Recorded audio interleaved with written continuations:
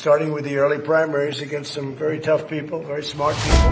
New ইয়র্কের নবনির্বাচিত mayor Zohran মামদানির সঙ্গে হোয়াইট হাউসে বৈঠকে যুক্তরাষ্ট্রের প্রেসিডেন্ট ডোনাল্ড ট্রাম্প এমন এক মন্তব্য করেছেন যা মুহূর্তেই আলোচনার কেন্দ্রবিন্দুতে। শুক্রবার 21 নভেম্বর হোয়াইট হাউসে জোহরান মামদানির সঙ্গে বৈঠকে ট্রাম্প বলেন তিনি চাইলে তাকে ফ্যাসিবাদী বলতেই পারেন, এতে তার কিছুই মনে হবে না। সিএনএন এক প্রতিবেদনে জানায় নির্বাচনী প্রচারের সময় জোহরান ট্রাম্পকে ফ্যাসিবাদী বলেছেন উল্লেখ করে এক সাংবাদিক জানতে চান তিনি কি এখনো একই মত পোষণ করেন। আপনি চাইলে শুধু হ্যাঁ বললেই হবে, ব্যাখ্যার দরকার নেই, আমি কিছু মনে করব না। ট্রাম্প আরও জানায় ওভাল অফিসে দুজনের বৈঠক ছিল দারুণ ও ফলপ্রসূ। নির্বাচনে নিউ ইয়র্কের মেয়র নির্বাচিত হওয়ায় জোহরানকে অভিনন্দনও জানান তিনি। আবাসন উন্নয়ন, খাদ্যের বাড়তি দাম নিয়ন্ত্রণ সহ একাধিক বিষয়ে তাদের মতামত মিলেছে বলে মন্তব্য করেন ট্রাম্প।